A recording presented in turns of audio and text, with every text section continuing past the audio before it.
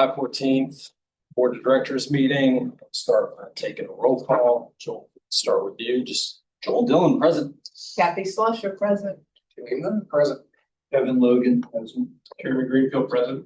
Tricia Schnell, present. John Gordon, present. David Ratz, present. Here's we have a quorum. Is there a motion to open the meeting? Second. All those in favor say aye. Aye. All those opposed, nay. All right. It's called to order. Item.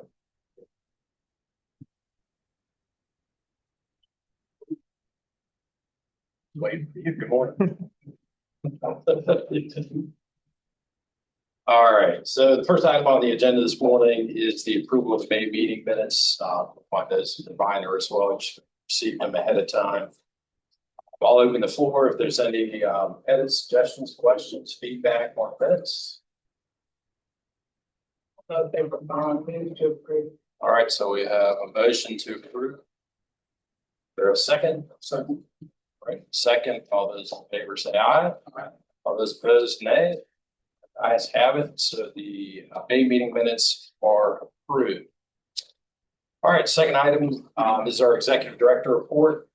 I'll formally introduce Mark Swain this morning. Obviously, he's been on board for weeks here already, but doing this, I think everybody's kind of met him virtually. I don't know if everybody's met him personally, in person, but obviously Mark's joined us. He's been kind of keeping track as Alan was phasing out, and for everything I've seen, he's doing a great job already. He's getting the road running, right? So again, I introduce Mark Swain, the new executive director program. So glad to have you here.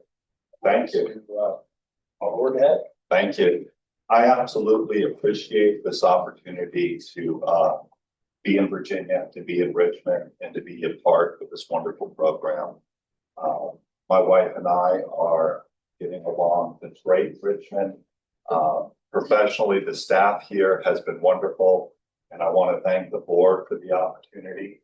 I want to thank the delegation of the Commonwealth of Virginia to paying attention to this program and seeing the importance of this program and help guide us along in our growth.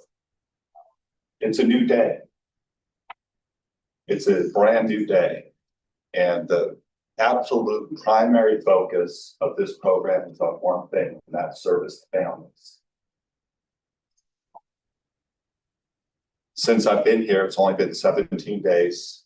We've been able to hit the ground running because I'm well versed in the program, understand a lot of nuances of the program, and because of the wonderful staff that welcomed me in and helped me join the team right away. We feel like we've known each other for a year already. We've jumped right into it, and I've seen wonderful examples of putting families first into action. And we really have one job here, and that's to remember the mission, to understand the circumstances of families, and making sure every program action that we do is directly linked to improving services to families. One of the things that we've been mentioning in meetings is anything that we do that's not directly linked to the circumstances and improving services and supports to families, we need to stop doing it or understand how our actions take on that role so we can better understand the urgency and the importance of every single member on this team. There's no back office. There's no job here that's unimportant. From developing policy to processing a claim, to talking to families on the phone, to doing team building, improving family supports. Everyone's on the front line. No one's unimportant. Everyone is in direct service to the mission. And we're going to keep working on that and making sure that that develops over time, it improves, and we find out even better what true collaboration means. Because as we walk forward, we're all going to understand it better, and listening to families, we're going to develop that concept, improve over time. So it's really great. Over the last 6 months, some very important changes has happened with Alan coming in as the interim. And our obligation is to continue that forward, expand upon it, make it doable, refine it, and make it authentic. No empty words, no exercise in collaboration that isn't real. And again, getting back to every agency action, having an impact on families that's visible and real. I arrived here on Monday, the 22nd, and I was lucky enough the very next day, we're in a family advisory committee working on the interim policies. And that was a wonderful experience. We were right back into that meeting on Thursday, 2 days later. And what I got to see there was momentum that was already happening. It was true, authentic collaboration where the families and the staff were working together to create interim rules. And one thing we definitely learned during that time period was creating policies for a program that serves families in the absence of real collaboration and input with families will fail. We need to understand the circumstances of families to make sure that the interim rules and policies map onto the needs of families. We can't do that in the absence of feedback from families. I was highly impressed by that collaboration. It was real, it was authentic, it was genuine, and I think families appreciated it. And the product that we have now is an interim product. It will be refined over time. We will have formal promulgation with public input, and those things will be put into effect in a formalized way. And from the very beginning, they involve families. Our office is open to families. We've redesigned the front lobby. Please stop by. There's couches, there's a place to sit. Families have already stopped by. We visit, we talk to people. We're gonna run through your needs, ask you what you need. Sometimes it's a bagel and some cream cheese. We've done that. Meeting participants in the program is vitally important to understand just the visceral nature of what we do. Our family surveys are going to turn into actions. They won't be filed and recommendations put in a drawer. If a family speaks about something in a survey, there will be action taken upon those opinions and feedback. The only reason to do a survey is to improve services. We are going to go on a traveling listening tour. I will be involved in that, and the rest of the staff will be involved too. We're going to travel. We're going to move around, and we're going to listen to families. That's one of the things that's asked for in the survey. We're going to look at prepayment versus reimbursement, and we're going to make sure regular visits to homes continue. Some of the best information I've gotten are from staff in meetings talking about visiting families at home, really better understanding circumstances of what families need. The 5 pillars of supports that we're working on right now is family supports, financial integrity, operational excellence, team building, and innovation. We believe that programs should innovate over time, and if we're doing the same thing in a year from now and in 5 years from now, we're not doing the job right. We need to adapt to the changing circumstances of families, understand that we can always do something better, and work toward that goal. You're still looking at CARES. We're doing a collaboration with Matt Duthek. He visited the office a couple of days ago, and I invited him to come to the next board meeting so he can do an in-depth presentation on how CARES will operate within this system. It is not a Florida reification or Floridication of Virginia. The CARES program here will look different. It's more family leaning. There's a whole family portal that is different. It'll be able to track data better. They've actually got payment reimbursement turned around to 1.97 days. It'll track actual aerial data better. It'll do a lot of things that are innovative. And again, it's going to be tailored to this program. It's not a canned program being brought in. The bottom line is this: trust is to be demonstrated, not talked about. Focus should be visible in our actions. Collaboration is authentic. It's never an exercise. And team building has one purpose, and that's to improve support to families. And to families, the board, the staff, everyone, we want your feedback. We're listening. Our ears are open. Please contact me or any other team member, because we would love to hear from you on how we can improve our services to the better order. That's my report. All right, thank you. Open for questions by Mark. Any comments?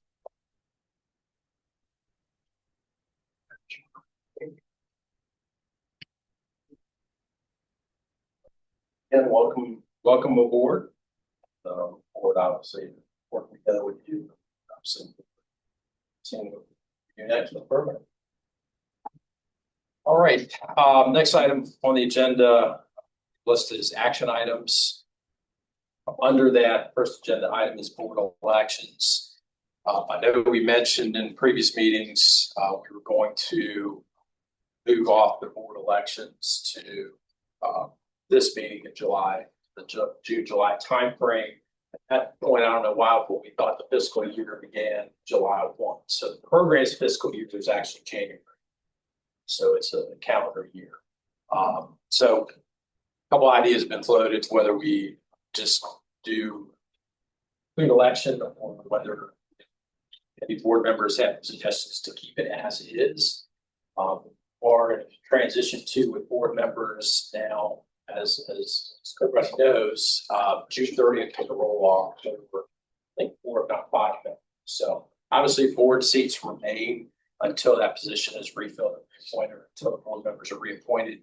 There's only one board position that's changing, and that's the family, the family member board position, which is new. And then one of the board positions, which Tricia served in, is eliminated. So I don't know, Tricia, I'll just ask you as far as the appointment. They haven't said anything to me, so I. No, I'm.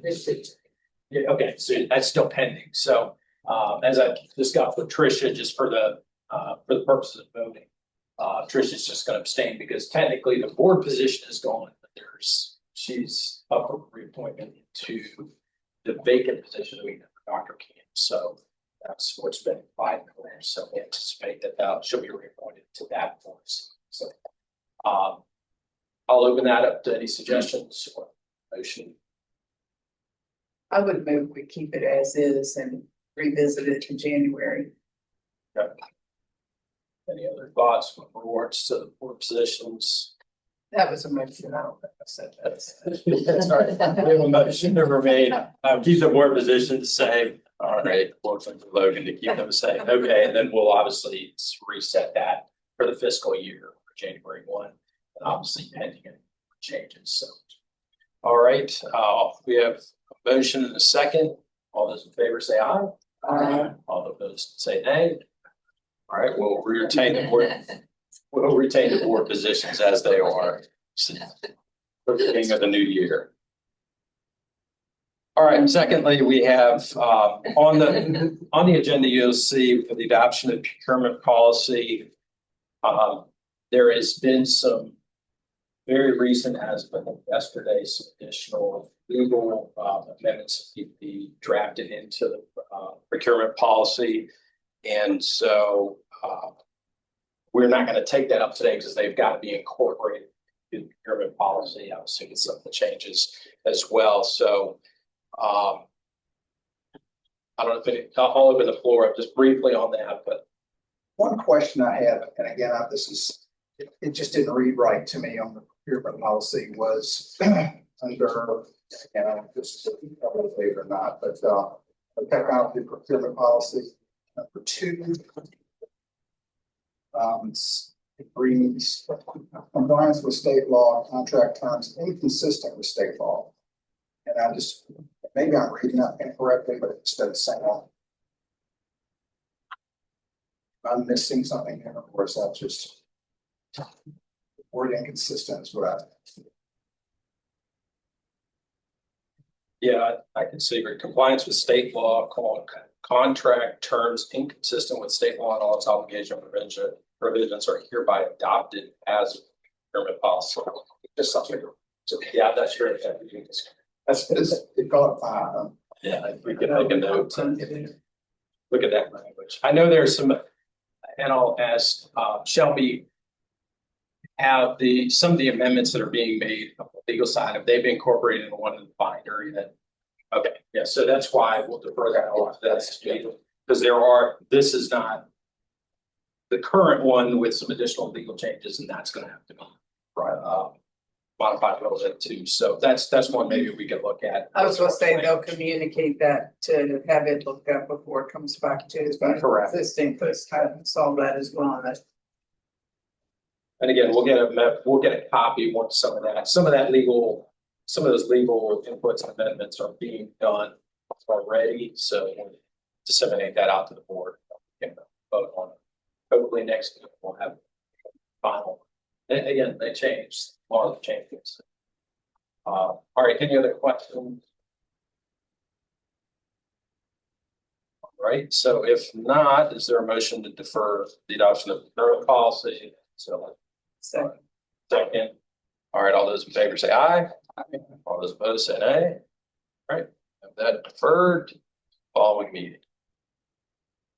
All right, next agenda item is consideration of the surety bond coverage. I think Susan Delussy and Kevin Logan been working on that. So I'll leave that. I'll open the floor up. I think we have Susan here. Hi. All right, introduce yourself. Good morning, it's Susan Selesky. Nice to have you all here.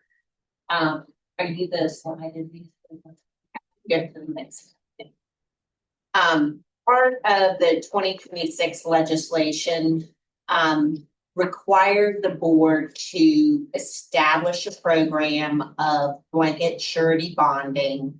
And that is for the faithful discharge of duty, the exact words, for all officers, employees who basically have any access or anything to do with monies in the fund. And then the code also obviously required us, once we established, to participate and then to prescribe the amount and conditions of coverage that would be sufficient to protect the fund. Go to the next slide. So we did obtain a blanket surety bonding policy through the Department of Treasury because that was authorized in the law that we could do the program that is basically available to all state agencies.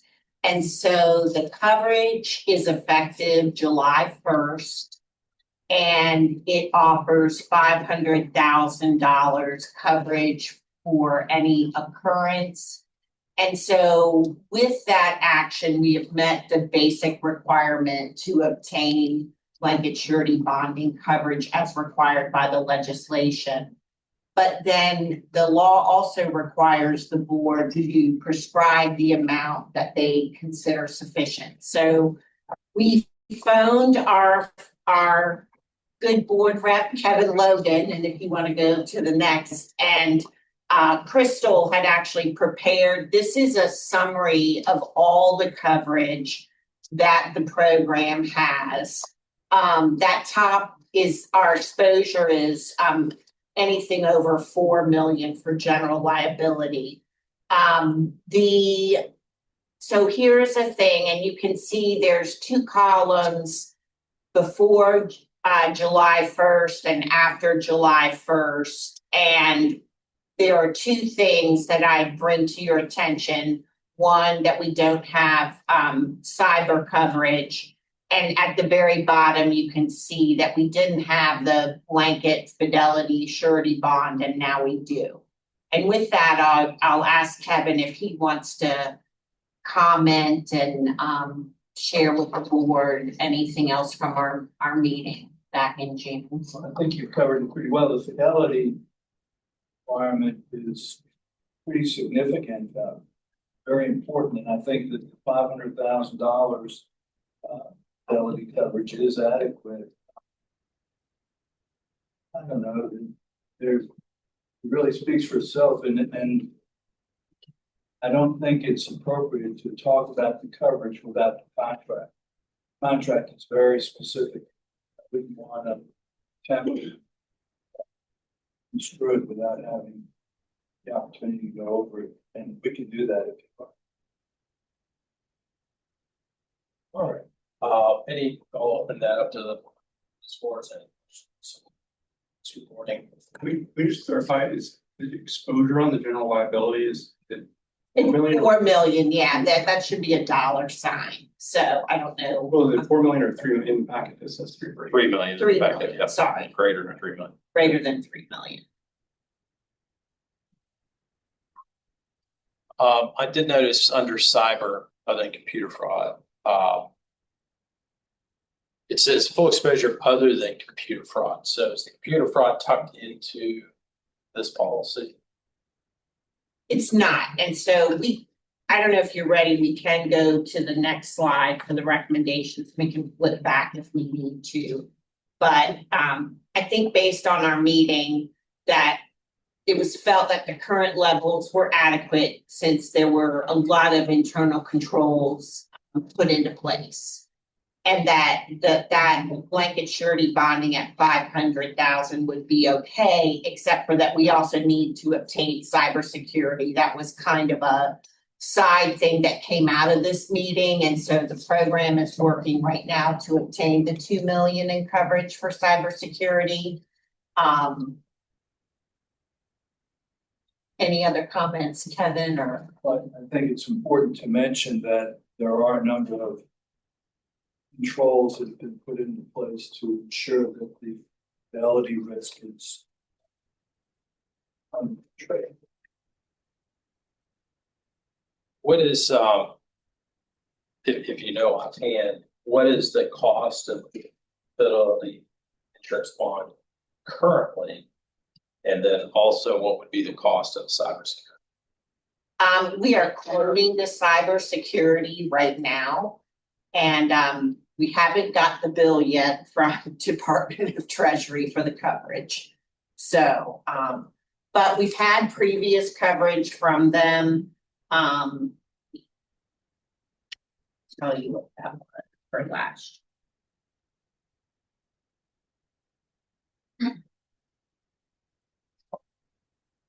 Will be just a second.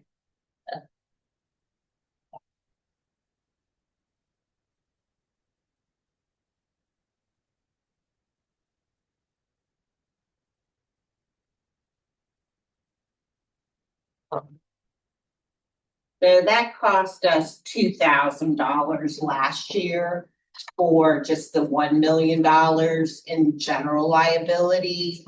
And so they have not given us the quote. They just went ahead and issued us the coverage. So I don't know if that means it's free. I kind of doubt it. I highly doubt it. But I will say they were very late. They just sent us the bill for the last 2 years in June for the general liability. So I think there's just some administrative. You said that was 2,000. 2,000. Was that annual? Monthly? Yes, annual. Okay. And that was just for the 1 million in general liability.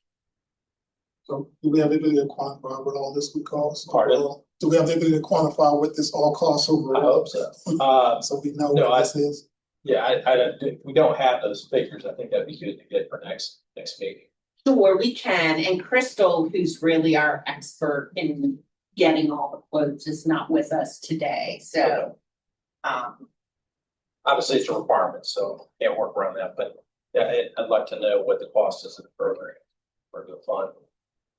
So it's a different coverage. So Good question. Oh, you that's go good. ahead, because mine's very basic and maybe. No, you go ahead. Go ahead. Well, I'm very basic in this, so this may be a silly question for the rest of the board, but my understanding is when we had some problems in the past, all we could recoup from our coverage was 1 million, okay? So now I'm looking at this, say an occurrence would happen where there was a $4 million fraud. From this policy, would we recoup 2 million? I Or are think we it- still at the 1 million? I'm confused. I think it would be split, if you wanna go back to the table, John. I think that for the actual employee fidelity surety blanket bond, that's 500.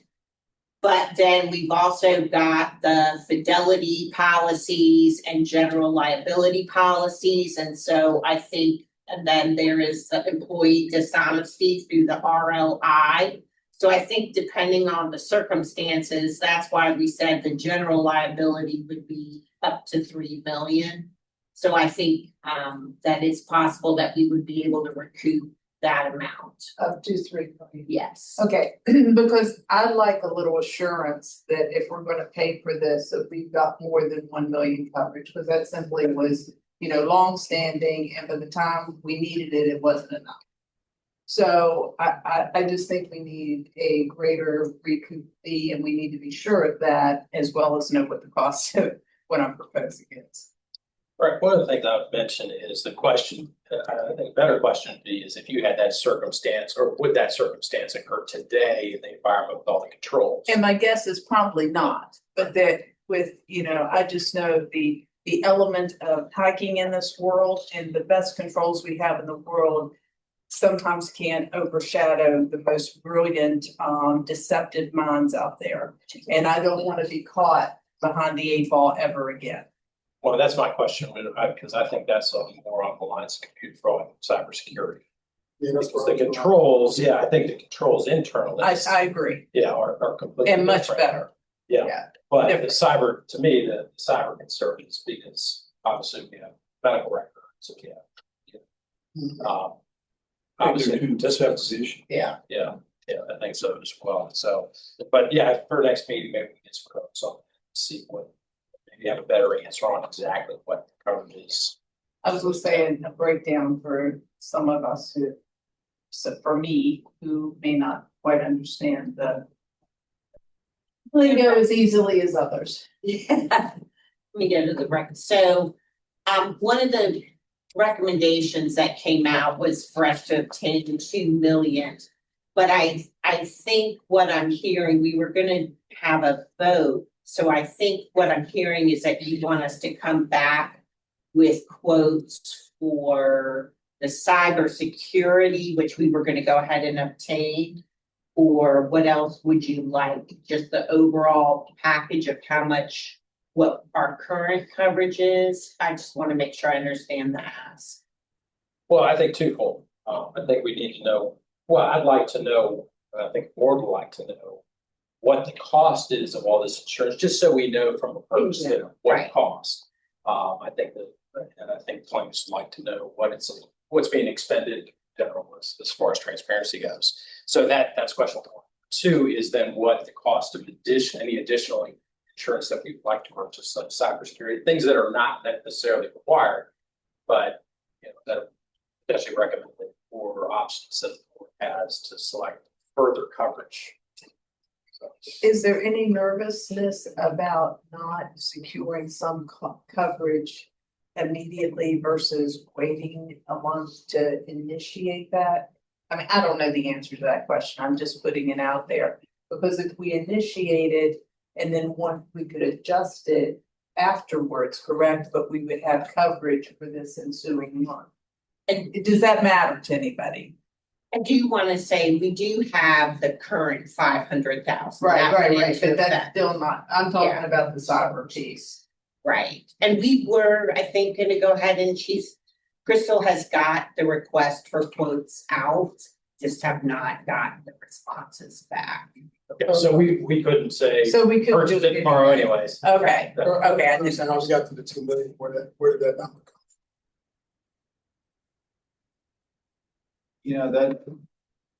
That's your best guess at this point in time as to what the exposure is. There was no magic in this, one. Yeah, the cyber event was $20 million.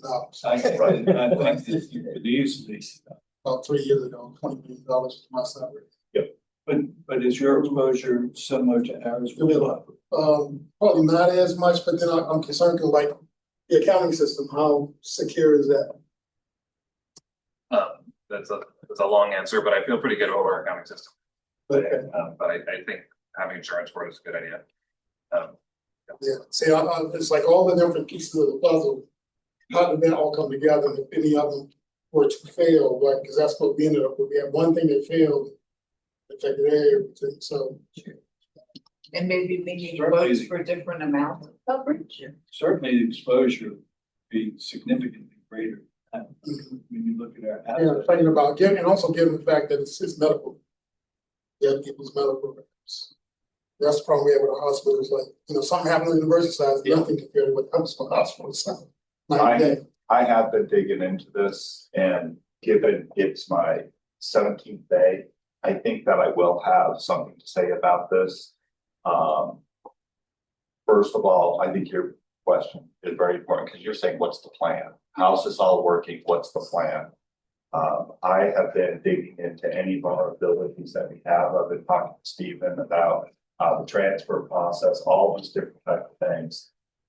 Because I think that the generally accepted accounting principle that we're now enacting, screwing up bank statements, doing everything monthly, tying everything out the way we're supposed to be doing, has reduced the threat greatly. But that doesn't totally exclude from a one-time shot getting in there and doing it. That's what I'm currently looking at right now. I'm looking at those amounts. I need to tie that to the coverage to make sure what we have is adequate, because any system will have a vulnerability. So I've been grilling Stephen. We are on that, talking about it to really understand where that vulnerability could be up to just a couple of days ago. And I think next month I will have a lot more to say about this to tie into the cost and the overall system and worst case scenario coverage. Good, thank you. I mean, you're never gonna be obviously 100% proof of me. You get some of the most high-tech Right. corporations being hit, so. Right. I guess there's two issues here. Coverage for, patient privacy or my medical records. If that's hacked, that's one thing. The fund is a separate thing, because that's actually monetary assets, which is very important. So, I think it depends too on what they cover. But that's gonna be really have coverage for two different issues, right? And I am recommending further goals. Yeah, you look like you have, Yeah, I think that we need to look at this in kind of a bifurcated way. There's the accounting side, and then there's the IT side, and the record side, and they're different, and the exposures are different. But I think this has brought up a very viable question that needs additional thought. I think what you're talking about more is like we go look at both sides and assess what real exposure is. But some of that, if they were to get into the system, I believe some of it would be covered under the general liability aspect as well. If you steal our records, and it's difficult to talk about insurance coverage and not look at the contract at the same time. You really can't sort of say, well, I think it looks like this. It is what it is, and we need to really be sure before we do all this thing. well, obviously, we have coverage in place, general liability, fidelity, all that's in place. This is more part of discussion, I think, of what do we have, what's it cost, just so we know. The next meeting, the second part is the coverages that we don't have. What are the quotes and what are they gonna cover? Because I think we do have to do the data breach issue, and also monetary security issues. So I think we have those two things. We've got to make sure they're both covered, so. Just to add one thing, in healthcare, in hospitals, what we worry about is not just getting into records, that's one, but the actual operation shutdown for the patient. That's much more serious. That means you can't get your meds, and they can't get their caregivers, everything shuts down. And it almost becomes blind, the care of the patient. So for operations, it's one thing that they actually have social security numbers and things like that, or medical record. But really what's important is the care of the patient. So I'm not sure how much that's gonna apply, but my guess is there definitely would be some of that.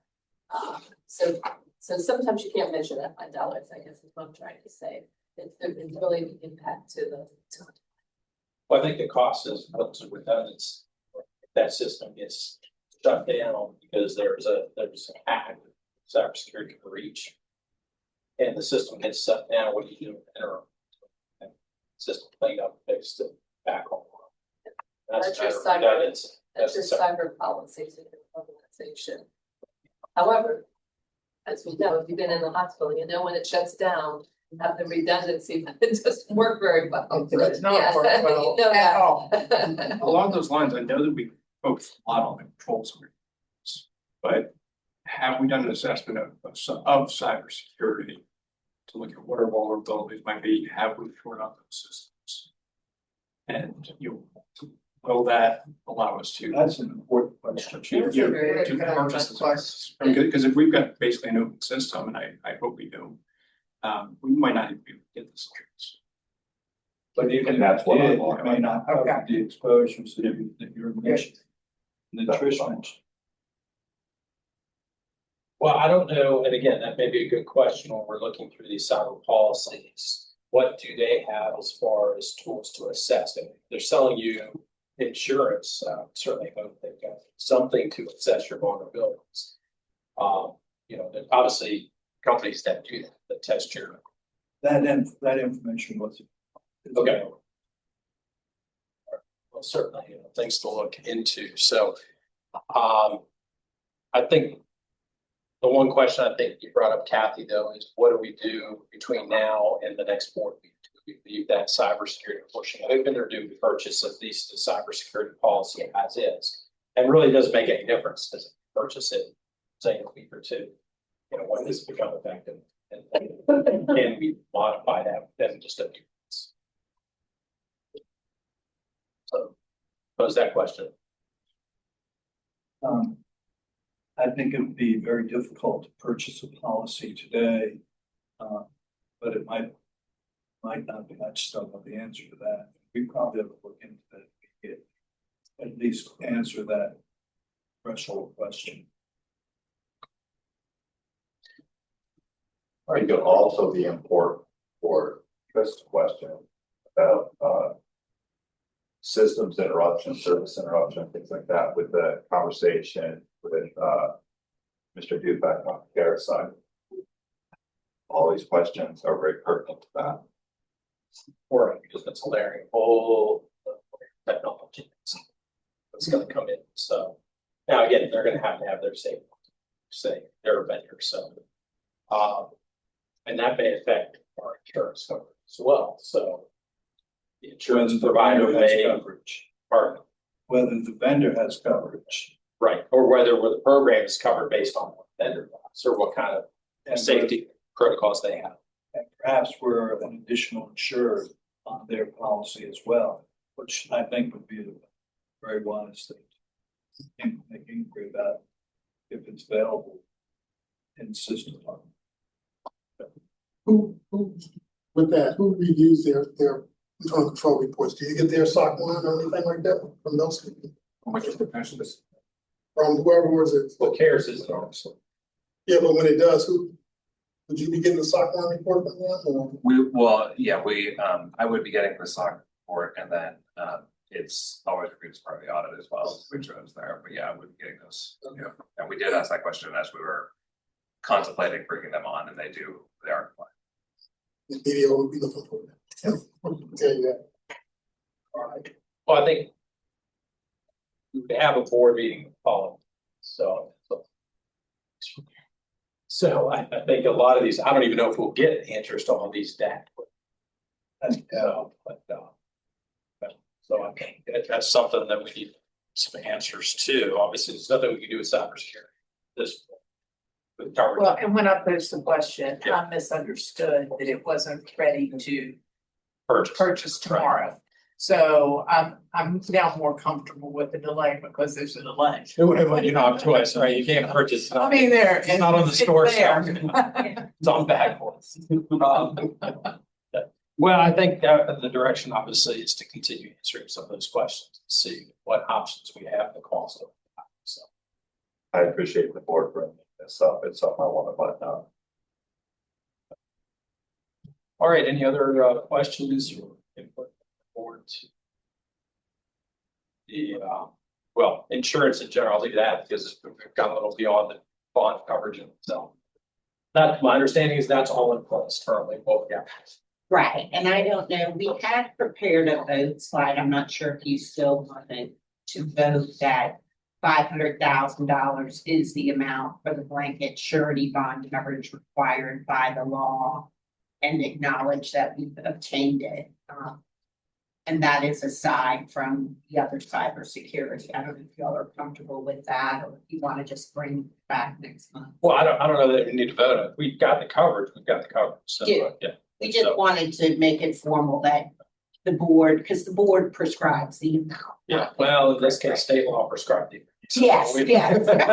We don't have much say in Yeah, okay. this. Is- Okay, Yeah, so I don't think we need a form. Okay. That's legal. So obviously, all that maintains, if we want to purchase additional coverage, I think at that point, that we can bring it in front of the board. We need to vote on purchasing additional coverage. We certainly can, but I think we need to know what kind of coverage. I think we need to know what the different coverages we get, because we want to keep one the same, increase others, or purchase something in addition to keep one the same. So I think it'd be wiser to go at it that way. Start with the risk assessment. Well, risk assessment and also folks and see what kind of coverage. Any other thoughts? Kevin, you deal with a little more in that role, but With respect to the different exposures, I think we need to take more than just a moment and review the actual language in the contracts. Policy, particularly the side. And I think I heard you say this, but I'd really like, if we're gonna take this time and do it right, I'd like options, because sometimes a lot more is a little bit more in premium, sometimes a lot more is a lot more in premium, but you know, if we can get a bigger bang for our buck, I think we ought to exercise that opportunity. But if we don't know it's there, we would know it's there, so I think we need some different coverage options. absolutely. okay. So our homework is to go back and put together a little more options, and then I've also heard maybe we provide the board with the actual policies so that they can, is that what I heard you say, Kevin? You think, okay, gotcha. I'll help with that. Thank you so much.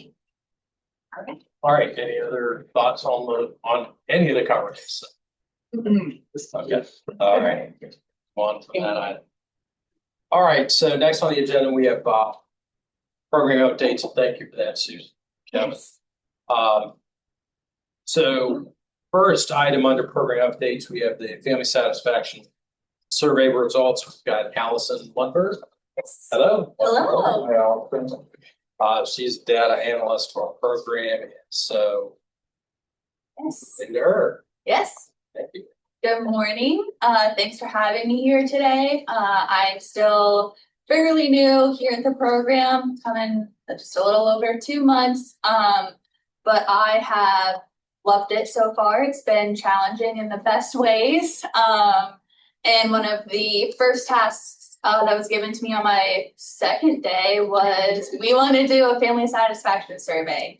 There was one that was performed and distributed in like end of January, beginning of February. So whenever Alan kind of started, so now that we had another transition in the executive director role, we wanted to do another pulse check.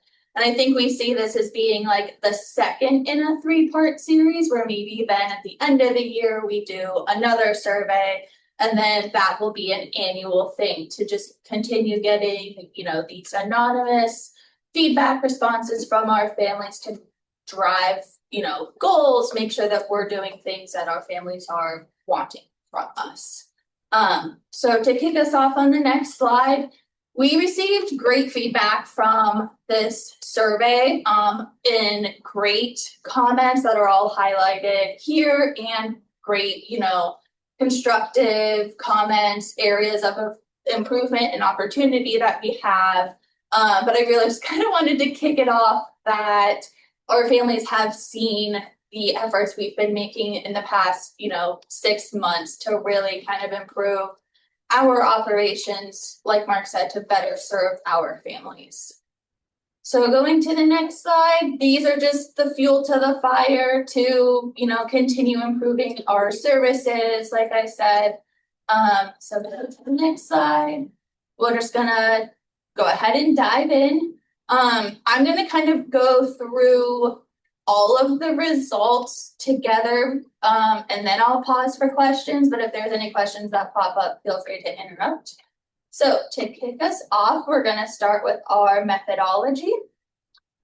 So this was the survey was distributed via email on May 26th, right after Memorial Day, and then closed on June 5th. So it allowed families, just about 2 full weeks to provide responses.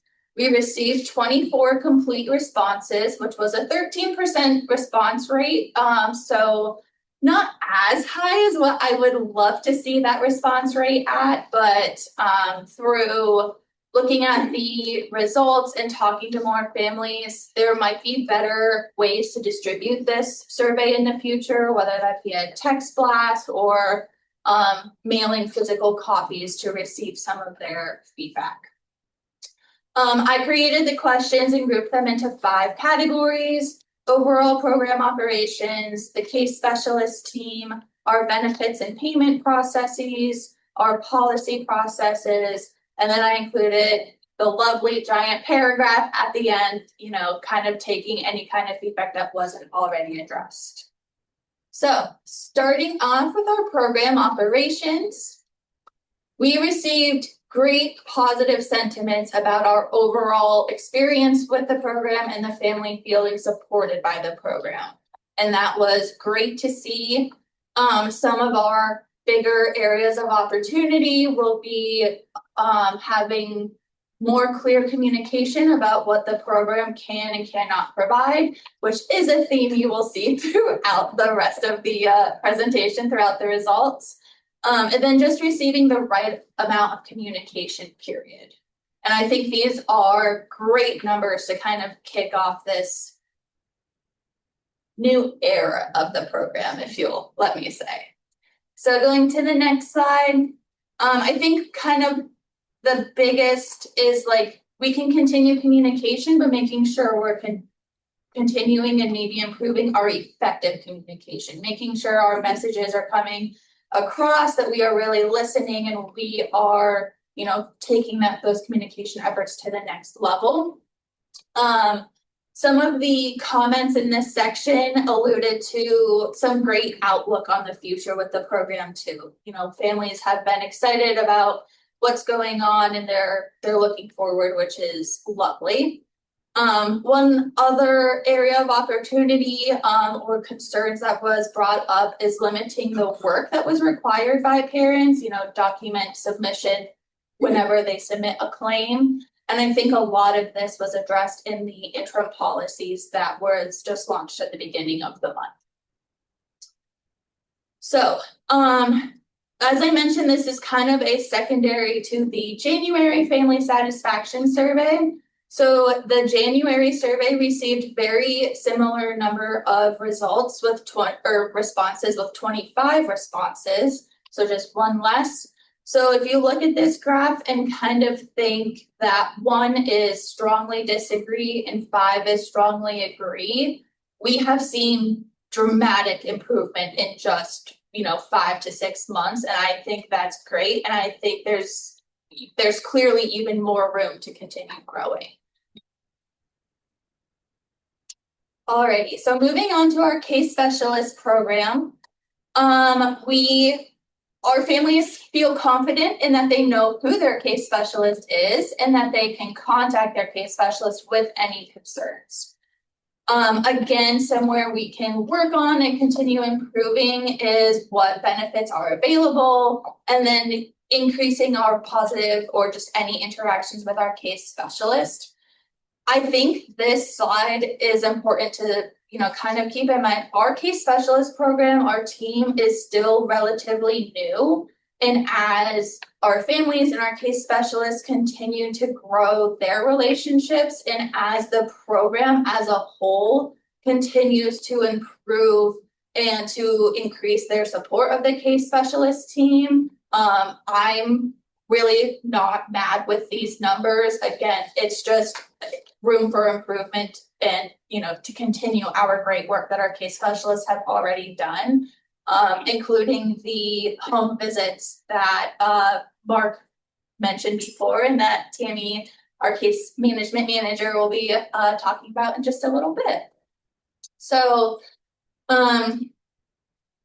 one of the common comments that was given was kind of working through, I think, the inclusion of the case specialists whenever they reach to the program, whenever there's a need or an issue that arises, and kind of getting everyone on board that whenever there's, again, an issue that comes up or just a concern, that the case specialists are included with our benefit specialists, just to make sure that everyone's on the same page, kind of eliminating that telephone effect of telling one person one thing to tell another one, kind of making this more of a team-based approach. So moving on to the benefits and payment processes, again, overall positive, everything is above 50%. They have loved their interactions with benefit specialists. Our agency, housing and band specialists in particular, got a great shout out. And they know who to contact whenever they have questions. So the biggest area of opportunity identified in this section was the time it takes to receive reimbursements. 83% of our respondents feel that the claims are processed in a timely manner. So whenever they submit a claim, it is approved. But then it's that afterwards, actually receiving that reimbursement that sometimes takes longer than desired. And that's our kind of area of opportunity to work on. Of those 17%, though, that the claim that said that they had some claim processing delays, all 17% of those did say that those delays were communicated to them. So at least there's communication about, hey, we know that there's a delay. This is why you can, maybe expect it in this amount of time. And I know that working with CARES will also help alleviate this stress too. Alrighty, so policy processes, again, overall positive feelings. We love that. There were great comments about that, the increased opportunity to voice concerns and feedback during these processes. Families were feeling confident that these policy changes will lead to, their better fulfillment of their family specific needs, which is great. I view this first statement about the families hearing or having their voice heard during this policy change process or the policy implementation. Because this survey was given at the end of May, while we were still in the middle of getting feedback from families about our interim policies. I think a lot of people were kind of waiting for July 1 to see if their feedback was included in some of those, policy changes, which they definitely were. But even if it's a 50-50 split, that second 50 is still neutral and not negative, which is great. I think, people were just waiting to see what their input actually made it to the table in the interim policies. Some of the areas of desired policy development are caregiver rates, which I know we are hands in, doing this right now. Some end of life prepayment, van insurance, and disability support payments. Those were specifically called out and asked for either clearer policy guidance or, more in-depth policy development about those categories. So, next slide. So here we asked 2 questions. The first one, we gave the families a list of 5 values and asked them to rank which was most important to them whenever the program is developing policies. And you can see on the left-hand side that family input and financial stability were the top 2 ranked values that families really want us to make sure that we keep in mind whenever these policies are being developed. Something else, a couple comments that were asked in reference to this, offered by the families was continue the clear communication. And whenever we're developing policies, kind of try to keep the future proofing in mind. Will these policies stand, multiple years, not something that we have to revisit every single year. The second part of this question was the same thing, a list of values we asked our families to rank. And whenever the program applies those policies, whenever inquiries or concerns come up. And the top 2 values that came out of this were transparency and consistency, which I know is something that we are, continuing to improve on. Others values that were offered by families were to make sure our policies are interpretable and just keeping in mind the importance that case by case. We know all of our families' needs are different, and we just that reminder that we need to just take each individual concern, like I said, individually. So, the open-ended feedback, again, this large text box, I was like, hey, what else are you thinking? We had some people ask if our new executive director was gonna do any sort of introduction and listening tour. It was very important to them that we were traveling to where they are. And then some step-by-step guides for how and when to use benefits, which I know the interim policies definitely included also. And then the appreciation for Alan's efforts. A lot of them thanked Alan for the past 6 months and all of his work that he did. So before I jump into our next steps, were there any questions on any of that data? I know I kind of threw a lot at you all. I have 4 questions. Alrighty, let's hear them. Under 3 categories, so I'm going to just go by category. That's okay. So, and there's some more questions, but the first one is for the 13% that returned the survey. Had their case specialists been in all of those 13% homes at that time, or were there still some visits pending?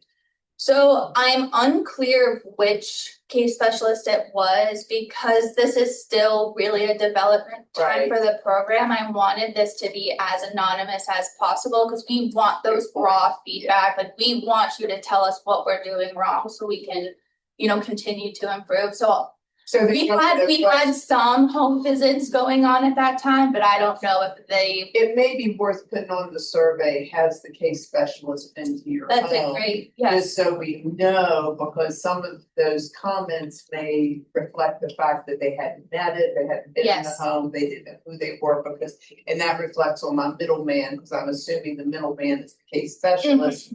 And our goal is that person is a quick and easy way to get the question into the program rather than trying to go to the top and ask the question. If they don't appreciate that, it made me wonder if they'd actually been in the home, realized that role. That's a great idea. Okay, that's 1 down. Okay. And that's the 2 down.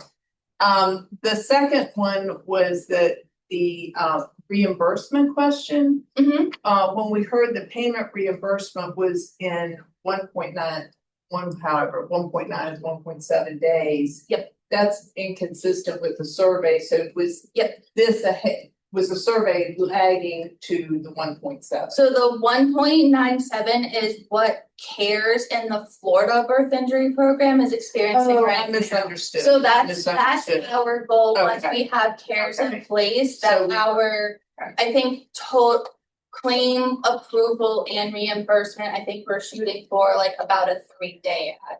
Okay, all right, Yes. sorry about that, I misunderstood it in your report. No, you're good. And the last question, it goes to, is a programmatic question, when they were wanting a funeral prepayment, like, for instance, if I die, I know that the funeral home can themselves reach out to my life insurance policies and get that kind of payment. And my family doesn't have to do that, it's done for them. If somebody in the program passes, can the funeral home reach out directly to the program and eliminate the family from having to be the middleman payment person? Tammy, do you know if you're able That's to a great answer question. this I don't know that we've had that circumstance or heard that. Typically, the payment has, the parents have contacted us and let us know what funeral home they've chosen. But I'd like to look into that option so the family doesn't have to be the Yeah. person to communicate. We've also had families reach out about doing pre-planning, which we're open to. So some families like to plan ahead of time so that we can go ahead. And I think in that circumstance, they've already stated who the funeral company is, a funeral home is, so I would feel comfortable. Good, But yeah, because I'd that like would to look be, into I that. think that's real I do important too. to eliminate them from having to deal with that at a time of grief. It's hard enough and to have to do that extra step. Okay, that's it. Good question. Yes. Oh, few questions. Yeah. First of all, just a big shout out to the staff because this is night and day different. So I don't know if you're sitting there, but I'm sitting there going, but you know, the response rate is so low and you know, I think that's a little concerning.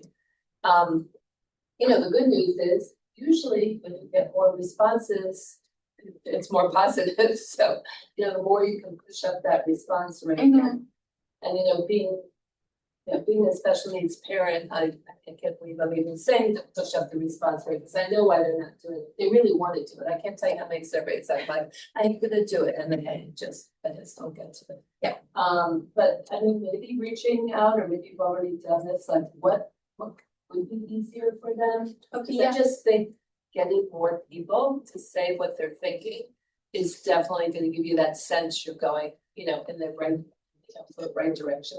Plus, I think it's very rewarding to the staff to see like, oh, hard work, it's really working. But 13%, it's. Yeah. Can I just interject, and that may be a role for the case specialist to be able to, you know, navigate that and make sure they're aware it's out there and offer assistance to get it done if they need it done. That may be Absolutely. something else to put on their platter of things to do. How was the survey distributed? It was a Microsoft Forms link, and then it was sent through our distribution list, just like the family newsletters are. Because obviously that's one thing we can look at on how it's distributed. The other one is just a comment. I think, you know, we know the families are I would say the majority of families are linked together on Facebook group, or, you know, through social media. I think what would be even more effective is, especially if you have the families that are participating, they encourage the other families to participate. Yeah. Because they are participating in their groups. And, you know, if we have, let's say, I think last I heard it was about 100 families there. Yes, just update us on that during public comment. But if those families are encouraging, the ones that do the surveys encourage the other ones to do that, I think that would drive up that number as far as the response rate. And I think the encouragement there is the more people that respond, the more the program knows how it can help. Because if you're not getting the responses, you're limited to the 1 or 2 or 3 comments with regard to one specific topic, right? If you only have 25 responding, you may only have 1 or 2 responding to a specific issue. Right. There could be 50 more that are dealing with the same issue. So if they're not, you know, I think the encouragement there is, look, help the program know how we can help you, but if nobody's responding, we don't know, that we're just Yes. guessing at things, right? Yep. And you may put all your resources into something that maybe most families are not dealing with, so. Yeah. I think in encouraging some families here, to really promote doing those surveys. Because even negative response is helpful, right? Oh, yeah. Yes. The negative response is what drives potential change or an improvement. And it looks like that's what a family just put in the chat too. That yes, so this is our kind of my summary presentation, and we are working to finalize an actual like written report that contains all of this as well. And some of those negative comments are like summarized and aggregated, but they are listed in there as well, so that you guys will have those also. Okay. So. We're also One getting, comment from, I'm sorry, go ahead. we're also interested in getting feedback from families on what questions they want in the survey. Mm-hmm. Good point. Yeah, I will say that literally everything is, our internal decision-making mechanism is if it impacts families, we go to. And that's not just policy development, that's literally everything. And I will say, this is the second, maybe third survey that I know of since I joined that we've done. So, we're not satisfied with the 13% response rate, but we are also very sensitive to everything that is going on in our families' lives. So beyond, sharing communication channels to distribute the survey, and having families help us with the questions forward for the next round, we want to make it easy. We wanted to capture what they want to tell us. And, we of course would love to see a higher response rate, so if there's certain times of the year that are better, certain times of the day, certain times of the week, anything that would help increase that response rate, we're completely open. Has the survey issue been brought forth in the family advisory? Not yet. So I don't believe so. I Not mean, I yet. think that would be a That'll great, be a future one. Very- I think that's a good question to ask the family advisory committee, like, how can we get the survey out to the Yep. families? So, For sure. Absolutely. see what their input is. How can you get it out? Should it be like more pulse surveys and then an annual survey, 5 questions on a specific area Mhm. a few times a year and then an annual survey? I think it's great to talk to that group and have some. Absolutely. I think too, one of the focus should be on a lot of the families just not that involved, because Yeah. you're gonna, I'm gonna take a guess, but I'm guessing that the majority of these were the families that are really involved. Maybe in the family advisory committee or bridge or what have you. What about the families that just aren't overly involved in, are kind of, in the background that are not necessarily very good, what have you? I think it'd be great to capture them, find out why maybe they're not more active. And maybe it's just a time issue, Mhm. which is fine. Their lives are very involved with taking care of family members. But they probably have some very important feedback. Absolutely. So, so much so that, I think it'd be important to try and capture the ones that are not. And again, that may be through using some of the families that are involved. Yeah. Just a thought. Just a question for clarification. First of all, thank you for all your good work. Oh, Appreciate that. Those 26 who filled out the most recent survey, does that represent 26 households as well? Unique Yeah. households, it does. Yes. Yep. Everyone was only allowed to submit one response. Okay, so one response per household. Yes. All right, so I know I just sense Mark is itching to get to this next slide. So we took all of that feedback, the good, the bad, looking at some of those numbers, and we have created 5 initiatives based on these results that we have either already started doing, we have started planning, and just goals that we have for ourselves through the end of the year. So the first one is launching our family listening tour. So having Mark and program staff travel to different areas of Virginia, maybe a virtual out of state. We'll see what we can do with some of our out of state families, and really just sit and listen, whether it's reserving a room in a public library and inviting families to come and listen, just really traveling where they are to hear their thoughts.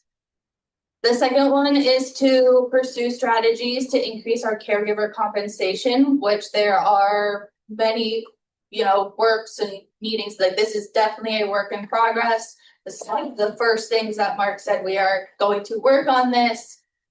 So that's definitely in progress, but we just wanted to, state it that we heard our family's feedback.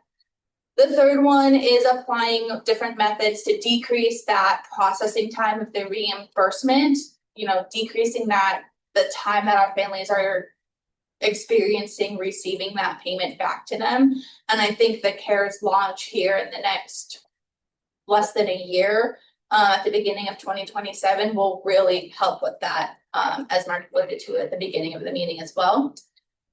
I think one way to kind of address and work on not advertising, but putting all of our benefits that the program has available to our families in front of them and kind of working with them to show how these are available to them, how to use them, is to launch a benefit highlight segment during those monthly family bridge calls. A quick 5 minutes of saying, hey, this is a benefit. Did you know about this? This is what you need to submit a claim. This is how you use it. If there's a family that uses this benefit, very often, maybe they can come in with a quick testimonial. Just a really kind of informal way to make sure our families know every benefit that's available to them. And then lastly, something that is near and dear to my heart because it's full of data, is developing a family-specific and family-friendly annual report. Something that comes out at the end of the year, just highlighting, hey, these are the benefits you've used, this is how much money has gone to them, these are some of the benefits that you haven't used. If you don't need them, cool, but we want to remind you that they exist. And then outside of that data piece, fun graphs and infographics, and then handing those off to our case specialists so that they're able to sit down with each report, each family, and provide recommendations or things that they want to work on or consider in the year ahead. One of the biggest examples is if there's a family with a child turning 18, a lot of things are going to change kind of in this new phase of life. So in this annual report, putting in recommendations saying, hey, we have a big birthday coming up this year. Here are some things that I think we should meet and work on to make sure that you're receiving the most support from the program in this next year. So. And that's the end of it, so. I had one quick question, with regards to, the response rate. Mhm. How many families are involved in like a bridge call? We average 16 to 20. And then how many families do we have in the advisory? I think there's 16. 15 and typically 11 or 12 expected. Because again, that little beer here, but love to see increase in participation in those as well, because it seems like we're getting that same kind of 15, 16 to 20, maybe 25 that are active. So you're getting a lot of the same input, same people. So again, I think not only with regard to the survey, but I think how do we increase participants in those things as well? And maybe try and find out maybe what the barriers are to maybe some of these families can participate in. Yeah. If it's a tech issue. That's what some of the comments we've heard is, keeping in mind that not all of our families are as technically advanced or, just don't have that accessibility to them. One of the other things that came up was just the timing, which timing of meetings is always frustrating, but trying to nail down either variance of times, throughout the year of different meetings, to try to make it more accessible for our families to attend. Well, and the other comment I was gonna make about accessibility, it may be helpful to offer the case specialist to read the survey and somebody answer. Sometimes you could do things like speakerphone while you're attending to mundane things that don't allow you the time to play it out and think on a computer. not for everybody, but that may reach just a few of those people who aren't technically savvy or don't have the time to answer a survey. Yeah, It's a thought. that's It also, removes a little bit of the anonymity to that case specialist, but not to you. And also on these home visits, that may be something, if you prepare the case manager, if you're going on a home visit with a family that maybe has the technology but doesn't know how to use it. Mhm. When they go into the home, maybe you say, hey, this is, if you want to join a bridge call, this is how you do it. Here's how you get a link, here's how you get on, here's how you set your computer up. Doesn't take a long time, but make sure the case specialist at least has enough information to go help that family. Because they're gonna be in the home, right? They can Right. assess what kind of technology they have or how well they can use it or help them to be able to do that. Again, as much as we can expand that participation. exactly. And I know those bridge calls are available online, right? Mhm. So is there a way to track how many families are accessing it after hours or in a video replay? We know, are those ones? Not all of the bridge calls are available to YouTube. Anytime we do any kind of family education, we do post those with the resource library on our YouTube channel.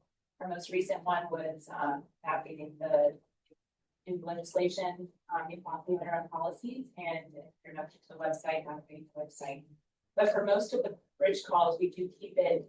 We do not post it publicly just for the privacy and security for our families. Not everyone wishes to have the information posted on the internet, but something we should consider. Just As far as or a resource library that like we could put. They might, it's something they could build if they always want that. I will say though that for the videos that we do post to YouTube, we can get some basic like views. Now, I don't know that we can distinguish if it's one person viewing it 60 times or 60 individual users, but we do have some basic tracking what is posted.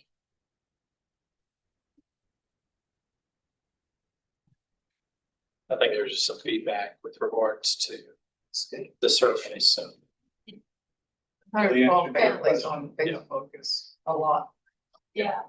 Do we have any idea, organizations that are similar to us, provide benefits to families or others?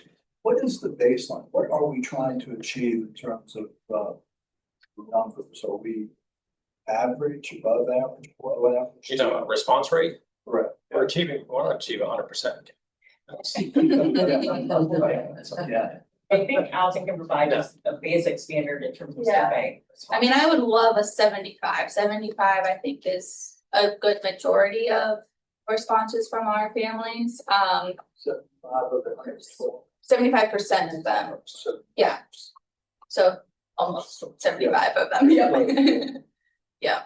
I think it will come down talking to people, in bridge calls and other circumstances and asking them how they want to contact you on surveys. Some people might not care about the anonymity. They're fine to get a phone call and get responses. They have no problem. In fact, they'd rather do that because they're busy and they got things going on rather than go find a link and open it.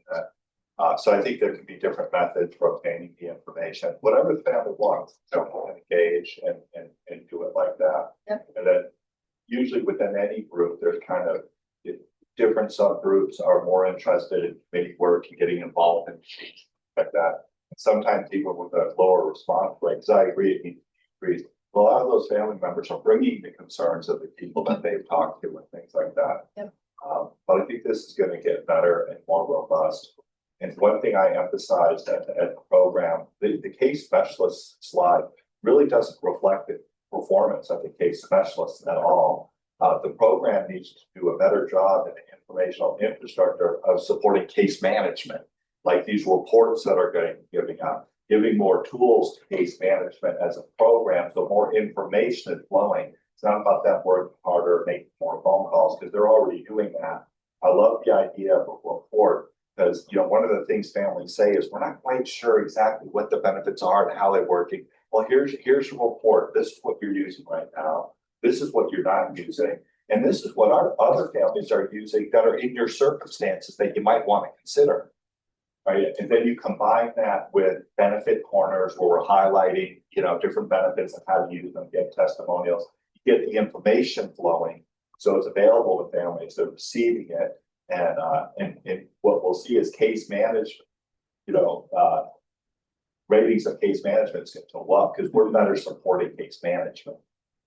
And I know we're still kind of working on our trust relationship too, with our families, with some of the history. And I think even just us proving that like these 5 initiatives and showing them we're working on these and having outcomes too, maybe that will also help being like, oh, they actually kept their word on these. Like, okay, let's keep giving them feedback and seeing what else they can do too. And incorporating all the feedback and like the comment made that the families see all the feedback being incorporated and they see themselves in their responses and the survey results, then the actions, and they go, yes, that's what we want. Yep. The purpose of the survey. Yeah, I think it's great at the, crossroads where this program is, that you guys, were courageous enough to put out a survey, to be honest. Because, it's hard when you're working really hard, but there's been a lot of damage done over the years and you're trying to catch up. So I think it's great that you guys did that. I do, I wonder, and I know it's such a small, but I do wonder if there's at some point in years to come, will there be a survey that's really tested out there, reliable and valid, that's used for family situations such as this, and that could actually compare, like because what you're comparing against right now is yourself.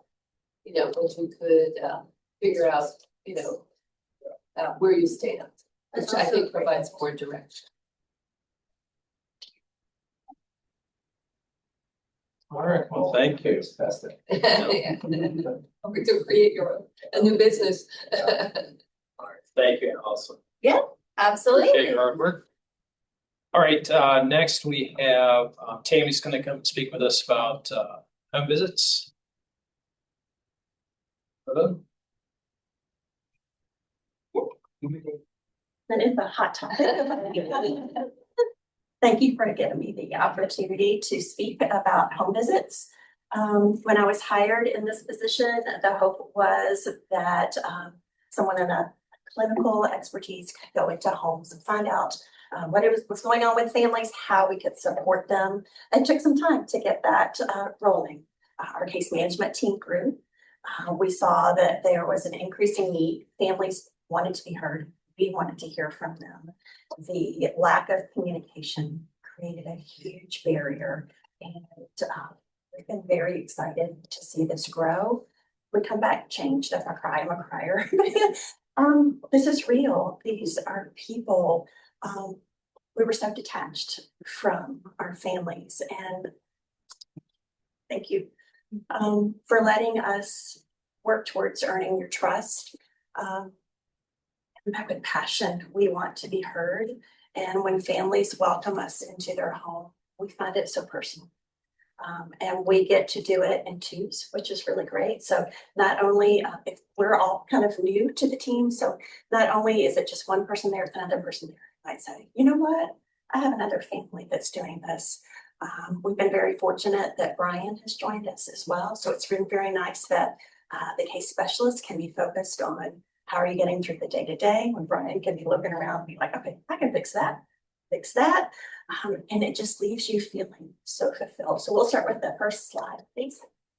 So in early 2026, the case specialist teams wanted to get into the home. So how do we make that happen?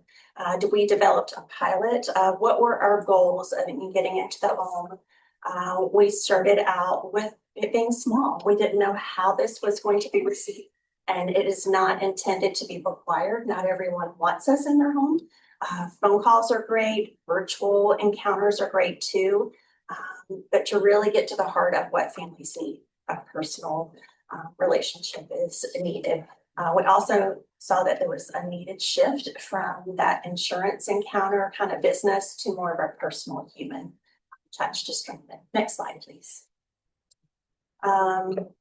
We need families to tell us what they need. We can sit in meetings all day and kind of discuss what we think would be beneficial as we talked about these surveys. Families are at the heart of this, and when we come back from these meetings, we have a list of things that they brought to our attention that need to change.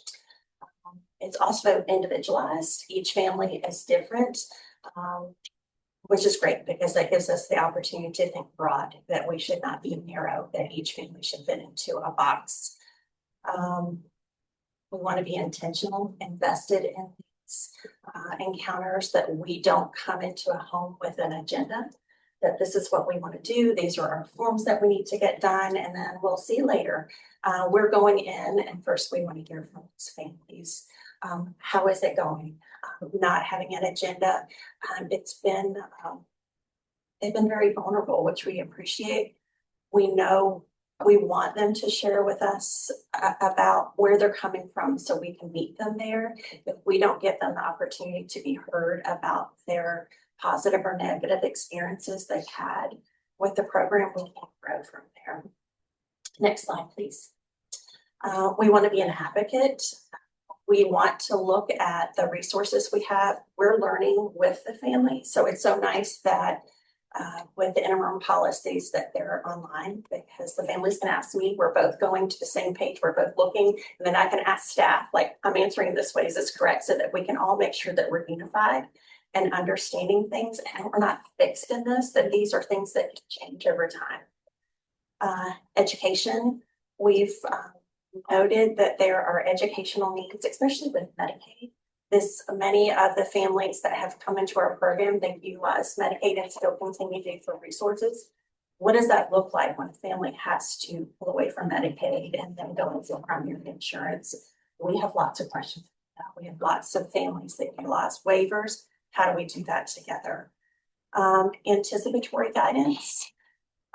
There's such a rich experience that you get in being part of FAC or home visits or any of the bridge calls that you see other families helping families. We do our best, but to hear other families and then us learning from families, this is what another family did. And we've also heard that there are families that want to network together. So we started out wanting to do 4 to 6 families over a 6-month period. Next slide, please. We started in 2026. We did our first home visit. It was Sherman, myself, and Brian going to a trust home. For this particular family, the family doesn't use the internet. They are in a trust home. Their resources are limited. They are someone that reaches out to their case specialist regularly by phone. And there were barriers that were present that we really found that we couldn't get really in touch with that family's needs. We were very welcomed into the home. We found it changed you. This young man, when we walked in, who is just overjoyed to see us in his bed, who is laughing and making sounds at us. And I think a lot of this previous staff had an idea of people that we serve maybe not being able to communicate with us, being more limited in their resources. So in being in these homes, laughing with the participants, seeing that they like music, that they like to dance. A lot of them like water. We need to do something in a water park. But just recognizing the family entity, what each family looked like, and to talk to this mom, she had papers waiting for us, like, give me answers to these. So being able to take those papers back and get answers meant so much. And we could not have had that experience over the phone. She was not able to communicate it clearly to us. So leaving that home, being able to meet that child, take pictures with that child. We have in our lobby area, if you want to enter it, we now have framed pictures. The families have given us permission. We're going to work through getting consents to share pictures if we want to do it for a board meeting or other things. But to take pictures with this family and then bring back and be like, do you know who this family is? And just the joy of sharing that. You can't replace it. So we did our first visit and then it took off. We have done 27 visits so far. We want to do more. We were kind of doing them all through the week. And we kind of had to say, whoa, there's some days that you need to be in the office. We have meetings you need to do. This is really great, but you got some other work you need to do. So we want to grow this to all of our team, not just case specialists, because all of our team needs to see what our families need to support them. So we are growing in education and support provided to all staff. So hopefully some of our benefits team can come into home visits, leadership team can come into home visits, that we can all appreciate the experience and grow. We used the word staff yesterday. We found that staff is kind of a stagnant, but we are a team that includes the families, and that's what we want to do. Next slide, please. So this shows 19 localities that we've gone to. A couple of the areas we've gone to 2 or 3 times. We have some of our case specialist assignments are according to regions. We're going to work to more fine tune that. Brian and Jillian, one of our case specialists, actually had an overnight visit and saw 6 families in the Christiansburg area. That's great. 6 visits in 2 days. That's remarkable. When the visits are done, we weekly have a meeting on Thursday where our whole team presents. Updates are given then. We tell the families that we're having those meetings so that things that were brought up will be addressed. In addition, we have policy touch points because families ask great questions that sometimes we have not considered. So up to 3 times a week or even sooner, those questions that come in, we present them in a meeting setting, but Lindsay does a great job of escalating those decisions when they've been discussed.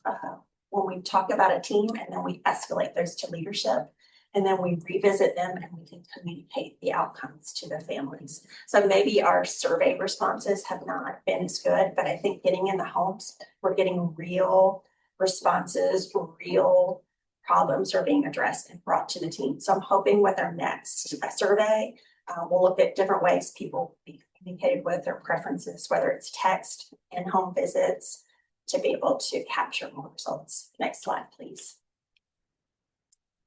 Education, it's personal. Not everyone wants to hear everything at one time. You have to kind of gauge your audience, right? So meeting the family where they are, navigation of the benefits. So as Allison spoke of, looking at all the benefits, what are you eligible for? Tell me what you're driving. Tell me what happens in the bathroom. Is there enough space for your child to bring in their utility devices in there? And then future planning support. Some families like to plan things in advance, whether that's long-term placement, whether that's they're going on a vacation and they need things set up for support. Everybody needs to go out of town. Advocacy and resource coordination. We had a rich call a couple months ago where we had an advocate from one of the ARCs that spoke about guardianship. We'd like to have those opportunities more. And I know you've shared Lucy's her name. Yes, we want more people like that in our community can help us grow and support our families. Next slide, please. So again, 27 visits. We're ranging about 3 to 5 per week. It helps us really to recognize what the family's needs are.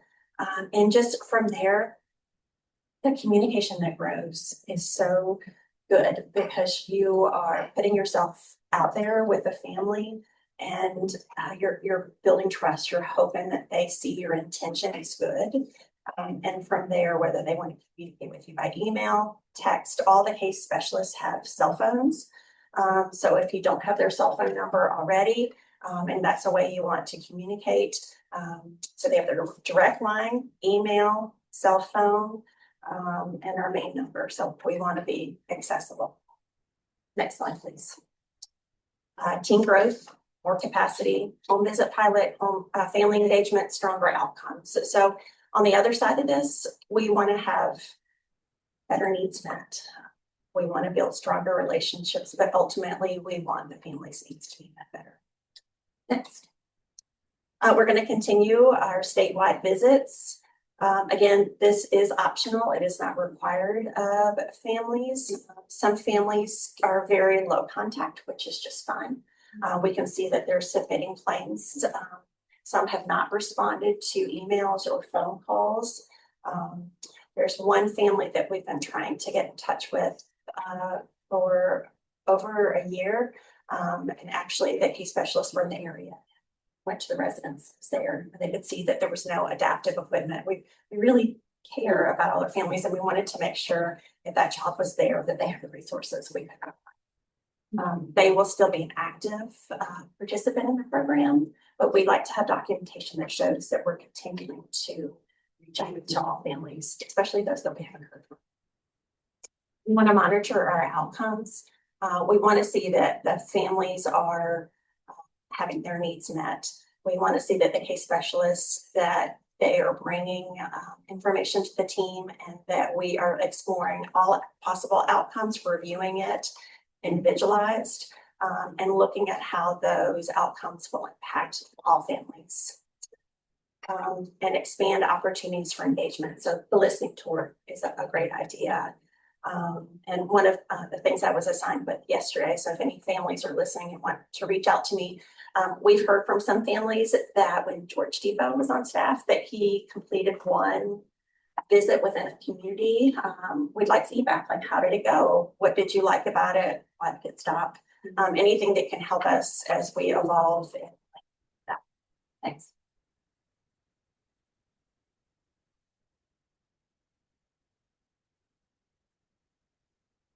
Is it last one? Perfect. Any questions?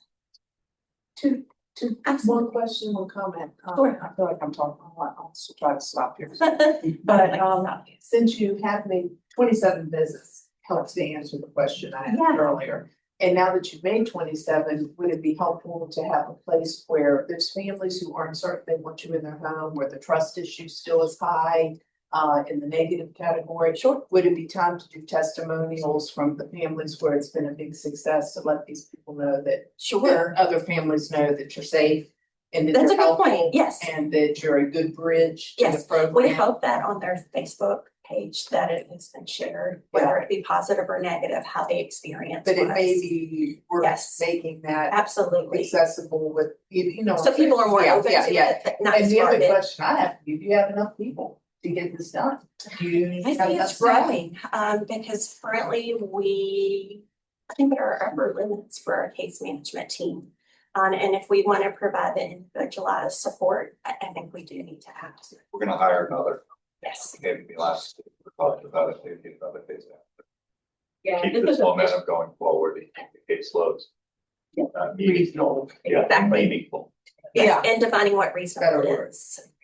mission critical function, so we're gonna invest in one of the areas that would be very fruitful to invest in it. Exactly. And with the home visits, we were so cautious and sensitive to the fact that families might not be ready to have us into our homes at the time that we launched it in the spring. So that's why we thought we might be able to get 4 to 6 done in 6 months. But I think once we started, we do think that there was some communication and dialogue with families in the background, because more and more families, were open to it. And for that, I've heard that it is such a profound experience for our team members. So to families, thank you so much. It is very emotional, just given where the program has been and where we're trying to go. So I just want to say thank you to families. And this is a pilot. So we are gonna pause, I think, briefly at the end of the summer, assess how they're going. And I think Kathy's recommendation to get some more qualitative feedback to help inform sort of the next 3 months. It's a great idea. So thank you so much for that. And again, to families for giving us a chance. Thank you, Tammy. You're welcome. I do have some quotes I forgot to.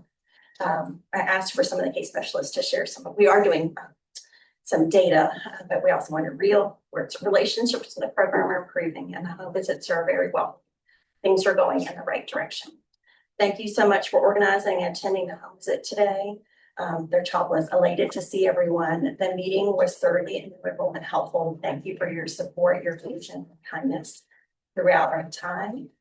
Thank you. It was great meeting you and Brian. It is a breath of fresh air with the changes that are happening. So thank you. one of the words that one of the families shared with me is hope. She had lost hope. She had been told no so many times. So when she would see our number come up, she was prepared to hear no. We should not say no. If someone says no, please escalate it. Please reach out to me. There should be a reason that we say no. We should explain why we say no, and we should be looking for reasons so we can make that. We want to change with you. That was a wonderful support, and when you saw me doing this, I was taking a couple of notes on what you were saying. But you know, the most important meetings that I've been involved with, before meetings with all of the staff talking about the home, really learning the situation of families. It's been tremendously helpful. And it also shows that there's multiple ways to get that information. You know, surveys is one way to get it. There's different ways to really get the information we need to use it. That was a wonderful presentation. Thank you. How is it coming on the information? I have an Excel spreadsheet that I have shared with the team. They submit a survey to me, and then I input the information to a survey to submit to him for review. You're sharing it with the whole team? I have not yet. I've still been working on the data, but I plan on sharing. So I'm just see. Absolutely. There is a planned meeting on July 30th within the internal team where we're looking at the results, looking at how far are we traveling, how much money are we spending with gas, just making sure that we're being fiscally responsible, that we are using our time wisely, and to address feedback from families that we received and staff. And I may have missed it. How many home visits have been done at this point? 27. Good. In 3 months, less than 3 months. Yes. 4 under me, yes. I have a small caseload, and the others have from 30 to 60. Caseload. You need more staff.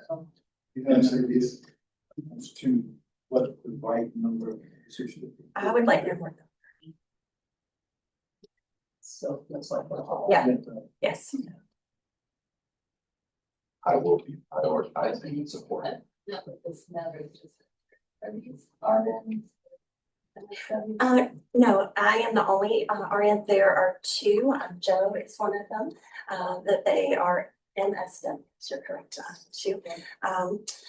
Sharman has had 19 years of experience as a case specialist. Danny is newer to our team.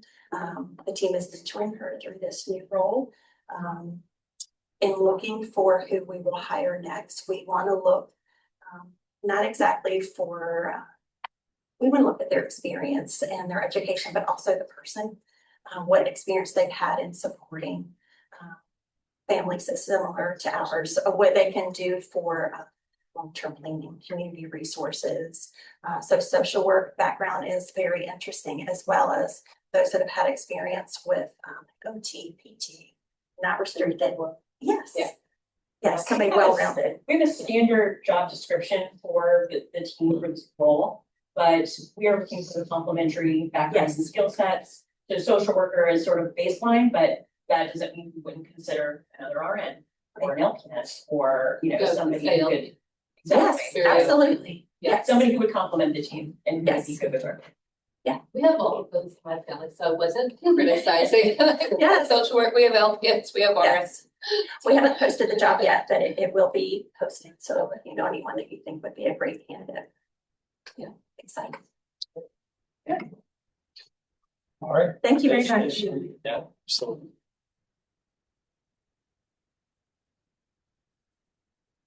All right, at this point, we'll have Sarah Rich.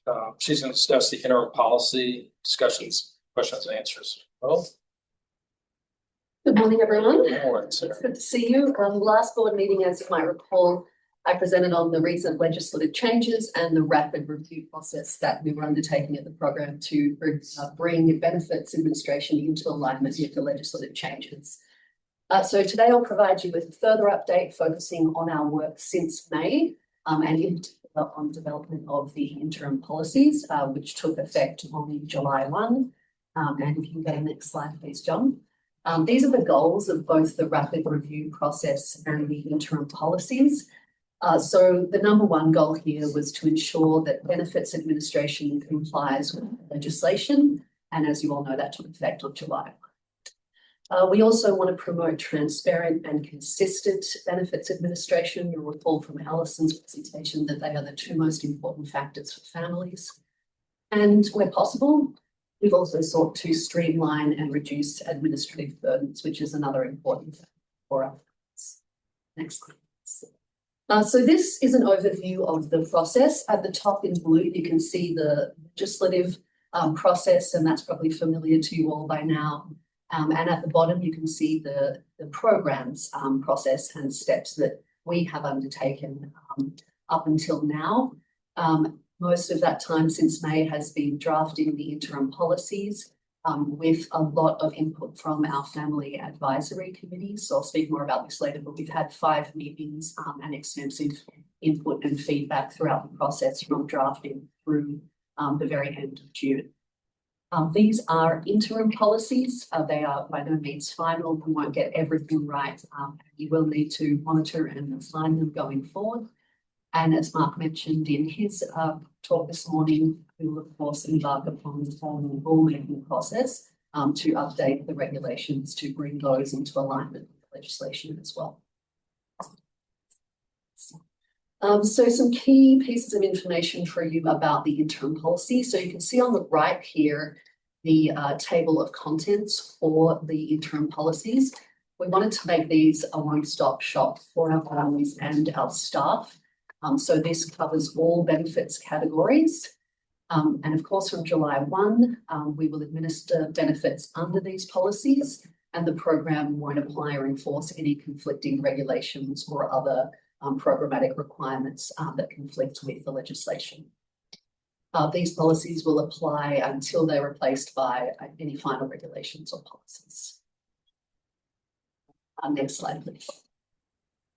So one of the most important parts of the new legislation is the removal of caps or limitations.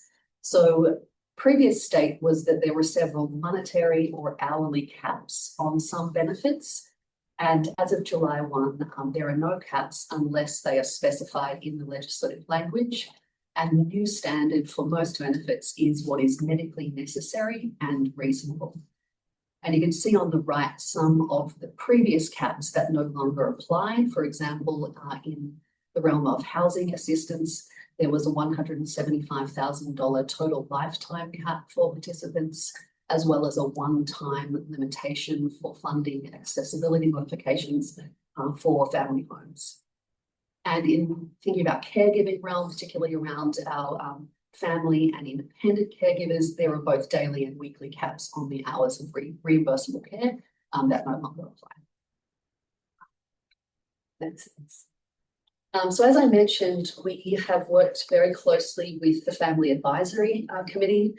And always when I talk about this, I want to thank those members who attended 5 meetings. Some of them went nearly 2 hours over the last 2.5 months.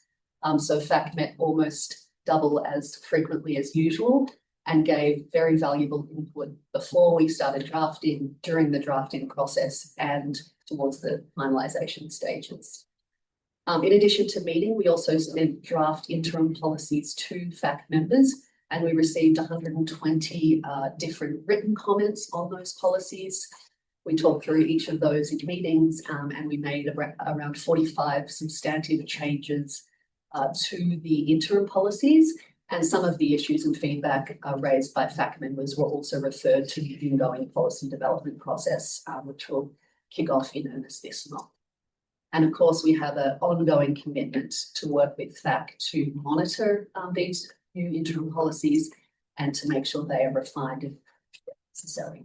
And I think that's a benefit to have gone through this interim policy development process, because we can learn from this when it comes time to make those final regulations. Next slide, please. This slide highlights some of the key changes in response to FAC feedback. So we added a general presumption that requests are medically necessary where we have that indicated by a medical provider, unless there's factual or clinical information that would indicate otherwise. Similarly, in green at the bottom, there is added a general presumption that requests are related to the birth injury, again, unless there is clinical or factual information to indicate otherwise. The program committed to use its best efforts to limit documentation requests to what is necessary and to use existing documentation where possible. We really heard from families that this is important and this will reduce the burdens on them. And lastly, to help streamline processing claims, that we added that the program will identify any incomplete documentation within a 5-day period and won't delay payment if that deadline is not met. So overall, I think this makes the process more family-centered. I won't read through all of these, but just to show you or give you a sense of some of the changes that we made in response to FAC feedback. We're really focused on having the language be as family-friendly as possible. So we clarified things, revised things, we added examples, and we made several substantive changes as well. Next slide. So I wanted to show you the definitions of medically necessary and reasonable that we adopted in the interim policies. I'm not going to read through them, but we drafted these definitions to really ensure consistent application of this new medically necessary and reasonable standard. We wanted to be transparent so that staff and families, of course, understand how we're going to apply these standards. And if you can flip through to the next one, you'll see here the reasonable standard. So when we're thinking about administering a benefit on a day-to-day basis, we're taking into account what is medically necessary and reasonable and trying to come up with an answer on the availability of a benefit to us.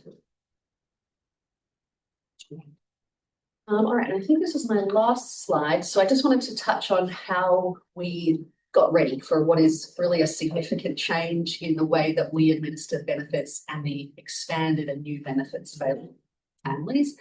Starting on the left, I've already spoken a lot about the Family Advisory Committee.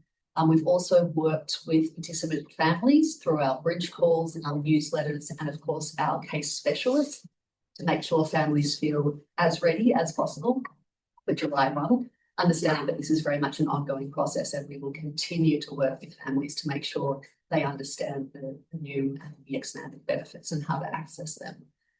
And then lastly, all the staff at the program participated in workshops when we were conceptualizing the interim policies. We've had trainings and we've tried to capture transparent processes within the policy documentation as well.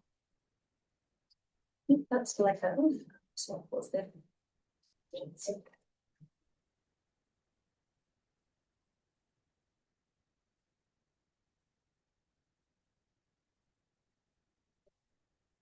I had a question. We had part of the definitions, and again, maybe this will be fine tuned. The standards are medically necessary and reasonable standard as well. As far as defining, has an effort been made to make sure that that's consistent with the rule language and also medical language? Or medical definitions and legal definitions as far as case law. Yes, so there's both, I think, statute and case law footnoted at the bottom of the interim policy document to show you specifically which cases those definitions are based on. So yes, in short, certainly from the legal perspective, we undertook the work to make sure that they align with junior case law in particular. And then on the medical language, we compared or sort of assessed and took into account different definitions of medically necessity from comparable programs. How does Medicaid and how does Medicare deem us? Yeah, so I took that into account.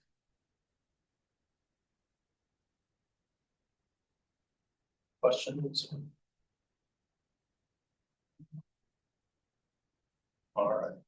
Yeah, I appreciate all the work on that. That's quite an undertaking for sure. Yeah. And thank the families as well. I know some of them are on, but thank their input. All right. Next we have Kim's going to go speak with us from board and review plan for CARES transition, obviously beyond 40 CARES. It is brief. and it's warm in here, and we've been going for 2 hours, so does anybody need a break? Or you want me to power We're through? good, yeah. Power through, let's do it. Okay, next one. All right, I'm not going to read through this slide, but just to set the stage here, Mark mentioned in his executive director address that we're moving to CARES. CARES is a comprehensive system. We touched on that last meeting as well. So this is going to be the operational backbone of the program. So as I mentioned last month, it's going to replace the current operating environment, which currently consists of multiple disconnected systems and largely manual processes. So things will be automated, things will be electronic, things will be traceable and auditable. And I think some of the inefficiencies certainly will be cleaned up just by having a platform that covers things soup to nuts. This is a big part of our modernization phase of our transformation journey. It's not just a technology placement. And as mentioned, if you recall, this isn't replacing just the claims portal. So this is covering everything from the provider assessment or the revenue piece of the program, all the way through supporting case management, to benefits administration, to payments of both the claims, but also just operational expenses. Everything will be done in this platform as well. And then reporting and analytics and a couple other features as well. So because we have invited Matt Dufek from Kokoda next month, and we're hoping that he will be joined by a panel of folks from the Florida program. I'm not going to belabor this point, but just know and let me reemphasize that this is not just apples to apples transition. This is a much more comprehensive platform that covers a lot more than just claims processing. So David wanted to dive a little bit deeper into what we have done in terms of planning and readiness around transition. So I know most of you were in place the last time the program had to go through a transition, and it was maybe unanticipated. It was abrupt. There was major disruption to our families and our service delivery. So we started thinking about what this might look like back in February. So about a full year before when we anticipate CARES will launch, at least the family-facing phase. So I will say, just caveated, that while I oversee program operations, and that's largely the focus of this slide, Stephen and I are in constant communication and contact with Matt and his team at Kokoda, and we are working together in terms of program operation transitions, but also financial operation transitions. So this slide just happens to be a little bit more operational in focus, but Stephen and the financial piece is obviously a big part of it as well. But our objective overall is a well-managed transition that protects families, minimizes, or there is no felt change or disruption beyond, submit your claims in this portal versus this other one. And we want to ensure the integrity of organizational data. Recognizing the importance of a successful transition, we started again thinking about this back in February. So it really sort of started first and foremost once we established that our guiding principle was minimal to no disruption to our families. Let's work with MCI Rising. They have been a really good partner. Relations were a little strained when I started back in the fall, but we are in a completely different place right now. And I was hoping that Penny could join us, but unfortunately schedules didn't jive. But I believe if you were to reach out to her and John, that they would attest that things are a lot better than they were. So baseline, just establishing better trust, not just our families, but with our vendors as well. And we started talking through that we would be transitioning to a more holistic, comprehensive system. And that part of that would be that the system would be doing benefits administration and processing. And so what did that look like? So as part of that, we sort of itemized what would need to change, right? So we established oversight, including an executive sponsor, which is myself, and accountability. So between Mark and I, now that Mark is here, we are accountable to ensure that there is no disruption to our families when this rolls out. We developed and sort of an itemized list of things that we would need to re-examine. So realize that we are still early on in the planning and development process, if you will, and we'll probably have more details moving forward. We'll learn a lot more from that at our next meeting or future meeting. But we accounted for, this is not a comprehensive list, but a process redesign. We had to re-engineer some of our process for legislation. We will have to do so again and continue to tweak as we move into CARES. Change management and communication. So of course for our families, but also for our staff. And then most importantly is Kokoda, which is the vendor that we are working with on CARES, has already had, and I mentioned this last month, a preliminary conversation with 4 of our families. And these families range from some very tech and data savvy families to families who sort of self-acknowledge that they use, the internet and technology minimally. And so that was just 4 families, small sample, but I know that the program in Kokoda will continue to engage families throughout the phases as things are ready for feedback. And so staff will do some testing, we'll get families in there to break things and pick things apart and tell us what is good and what is bad and what needs to change. So that will be an ongoing process over the next year as well. And we have a project management team. So Lindsay, our project manager, is sort of spearheading that, but we also have an internal sort of tiger team, if you will, that meet regularly with the vendor and are talking through all the considerations that we need to consider and what we need to figure out before this launches, including a timeline and key milestones. Kokoda also has a project management team, so Lindsay is working in tandem with that to ensure that everyone is aligned in terms of milestones and next steps. So for the vendor transition, which I'm assuming is probably of most interest to the board. So as part of this, first and foremost, we communicated with Penny and John and their staff that this was going to be a planned transition. This was when Alan was here as interim director. Because relations were greatly improved, I think it went over much better than maybe it otherwise would. We also needed to look at the existing contract. So in addition to wanting to add in provisions to support things like data migration and knowledge transfer, vendor cooperation, et cetera, we needed to get the contract in compliance, with other things such as the Procurement Act. And then there will be a planned period of parallel operations, not that we would ask families to enter data in 2 different places, but once we switch over to CARES, Rising has agreed to keep their system operating in the background in case something catastrophic or unanticipated happens. And then in terms of continuity and risk management, again, driving principle, minimal to no felt disruption or change to our families. We, on an ongoing basis, are asking questions to actively identify and manage implementation risks. And then finally, protect data integrity and operational continuity. And I think what I want the takeaway for the board to be with just the slide and some of these details is former transition, abrupt, disruptive, created a whole backlog of work and follow-up and gaps and unpaid claims, et cetera, for families. We hope that since we are starting to work on this a year in advance, and we can ask families about, the ones who went through the last transition, what happened that we need to mitigate for that we can plan for today. I think that's the takeaway. We're planning, we're actively anticipating, we'll be working with families to ensure that anything that happened in the last transition doesn't happen with this one. Again, we hope things are seamless and that's all. That's it. I think there is one next slide just to kind of tee up next month. But I'm happy to take questions. That go back to the previous slide, that part on the left side bottom, the implementation scope timeline and milestones, we have that mapped out for you to see. I know Lindsay is spearheading that, so do you want to comment?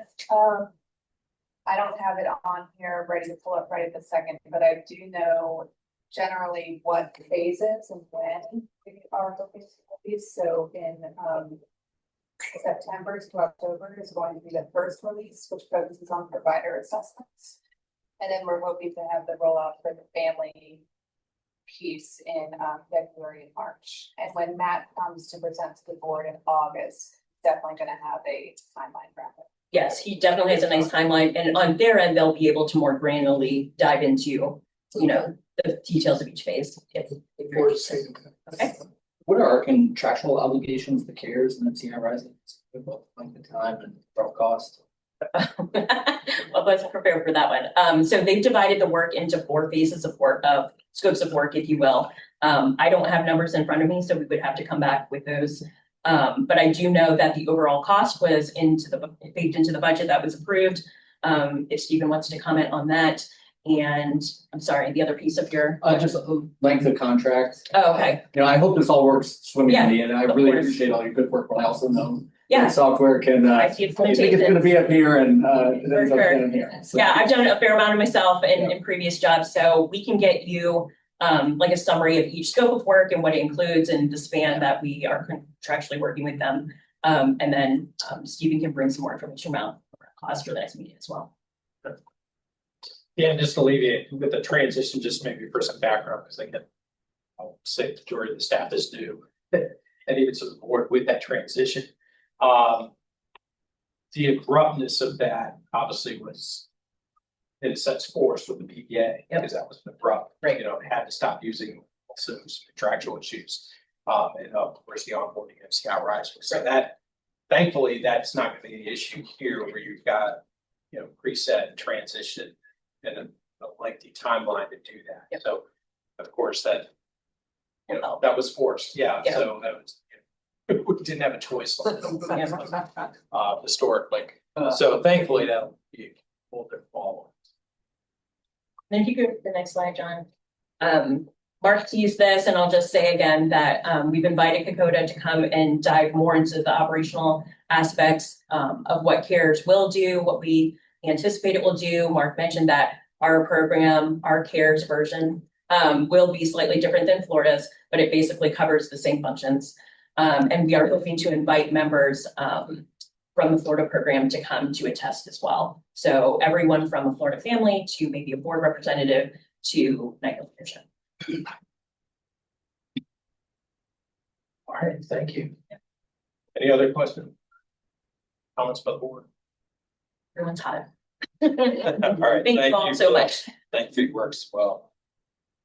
All right, at this point, next on the agenda is our public comment. I don't know if you had any particular families or public sign up for comment. Sign up online, but we will always open up, you know, for our online events. If there is anyone on the call that would like to speak for public comment, use the hand raise feature to let us know. Let's see.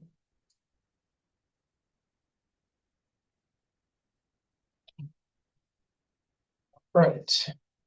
Oh, don't believe we have any public comment. Yes, go ahead, and please just state your name, because obviously it's going to take. Alan Polsky, grandfather of a participant. I just have 2 brief comments with regard to the fidelity bond.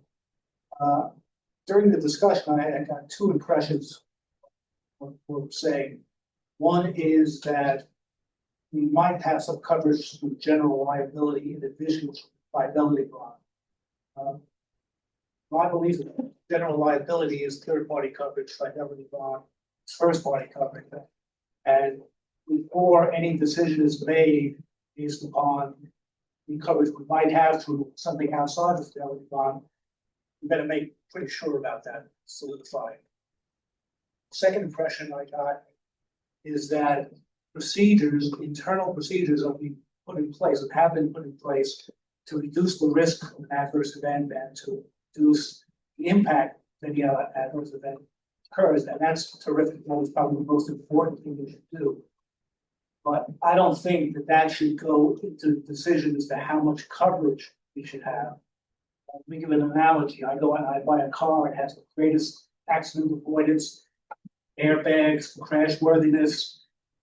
I'm not going to reduce my coverage because of that. And I don't think that we should. Considering the fact that not too long ago, I'm not even sure how much loss we sustained, $5, $6, $7 million. $500,000 seems to be inadequate. Thank you. I did have one comment I just wanted to make as well. My name is Sarah Paskins. I'm the mother of Nora Paskins, who's in the fund. I just wanted to say, number one, thank you for everybody and all the hard work y'all are doing to build trust and everything. But I'm gonna speak for myself here, and I'm sure there's other families that feel like this. Of course, this fund is for the kids, and it's, you know, but as parents who are taking care of these kids, as mothers or fathers, our kid's birth was the most traumatic day of our life.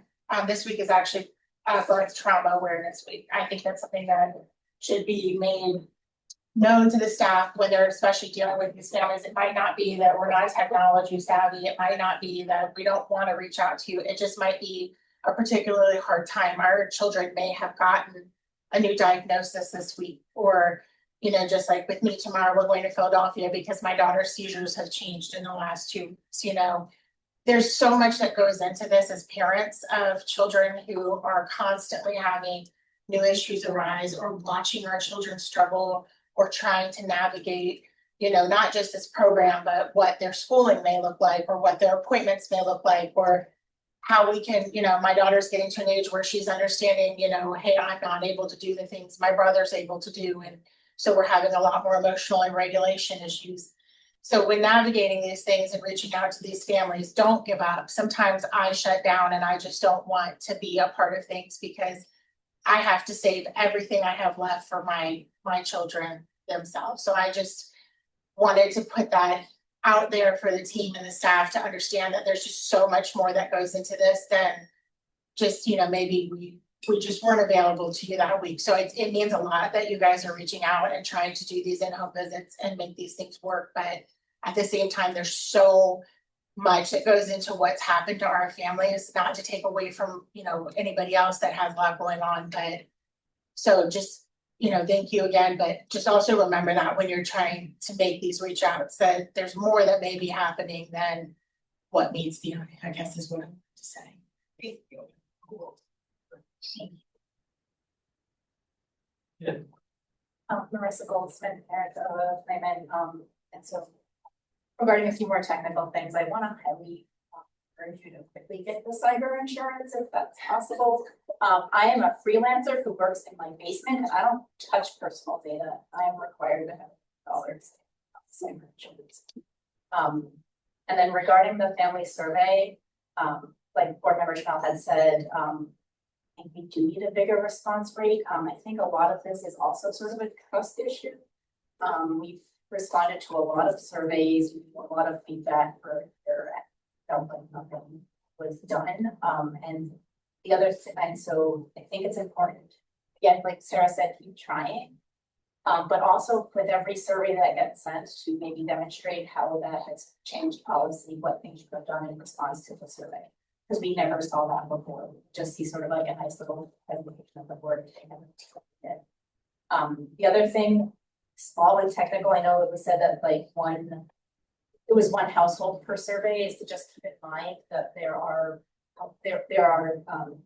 divorced households, there are households where people live in different, you know, where dad lives one place, mom lives in another. There are households like mine where we live together and we disagree on everything. So like our survey responses would probably come out very differently. So also I just wanted to also give a shout out to the band specialist. We've had trouble with our band for 3 years and we finally got ourselves into the band. And she's really the one, Bree is really the one that spearheaded that. We were just like, oh my God, we're just gonna get a repair, we're gonna get a repair. And she's like, why don't we just not do that anymore? So thank you. All right, any other comments? All right, if not, I'm gonna take a very brief break here. If anybody needs to step out, we're about to go into closed session. I'm just gonna review the readout to make sure it's on. And then, so say 5 minutes. Reconvene.